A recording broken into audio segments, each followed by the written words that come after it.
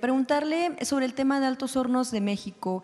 ¿Se mantienen parcialmente bloqueadas las cuentas? Se lo pregunto por la cuestión de la crisis que se está viviendo en la zona, principalmente en Monclova, que en 80% depende los empleos de esta empresa. Preguntarle cómo está en ese sentido, si todavía continúan parcialmente bloqueadas las cuentas o ya se desbloqueó totalmente. Sí, fueron bloqueadas en el mismo caso del señor Lozoya por la venta de agronitrogenerados de Altos Hornos de México a Pemex. Como se explicó en aquella ocasión, se encontró una transferencia de Altos Hornos a una empresa filial de Odebrecht y de ahí la transferencia de 3.8 millones de dólares hacia Tochos, la empresa constituida en Suiza por el señor Lozoya, y de ahí una serie de transferencias a México para el pago, entre otras cosas, de un inmueble en Lomas de Chapultepec. De manera inmediata, también por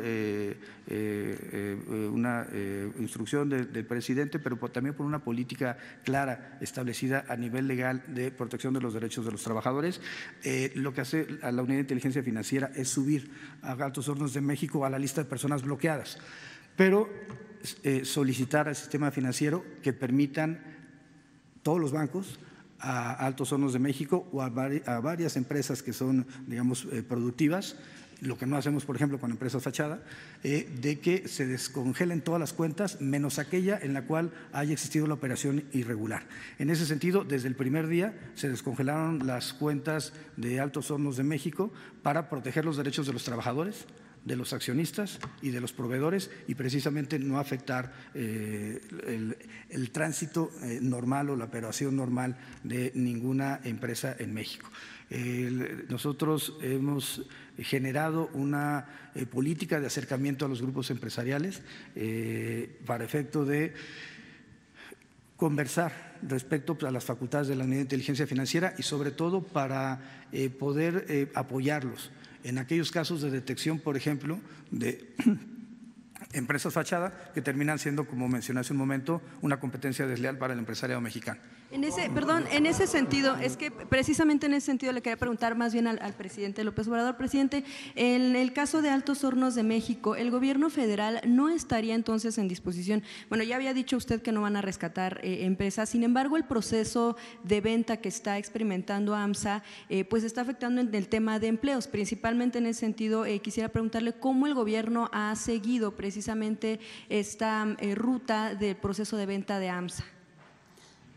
Pues es una negociación particular entre empresas.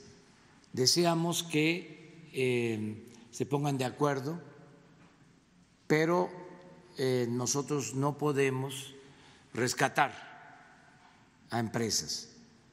Ayer hablé de ese tema, porque nosotros somos simplemente administradores de los dineros del pueblo y no podemos convertir deudas privadas en deuda pública, lo que se hizo cuando el FOBAPROA. Eso no lo podemos hacer, porque imagínense si todas las empresas que quiebran,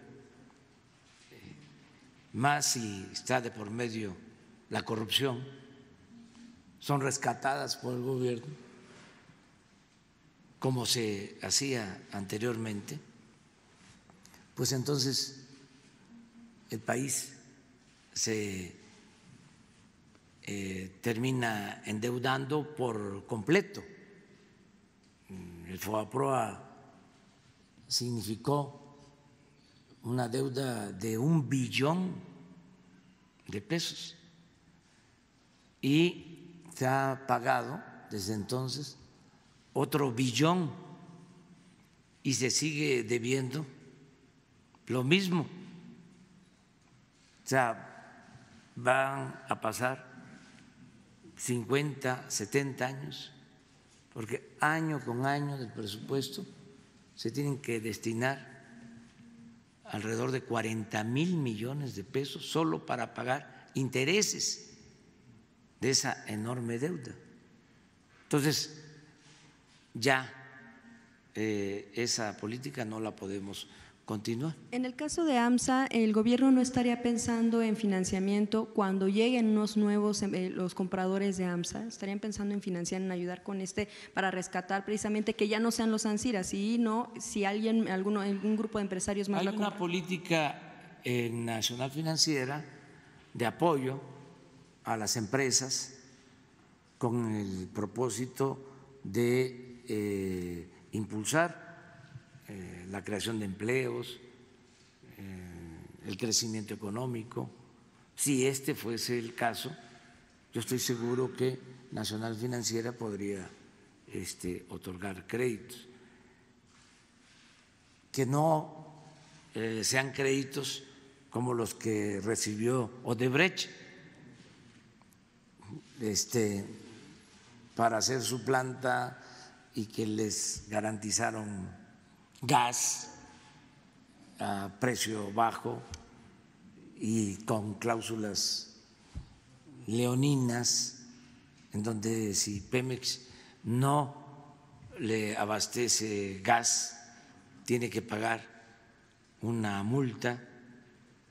Esos contratos que hicieron, porque se dedicaron a saquear al país. Entonces, ahora es cero corrupción,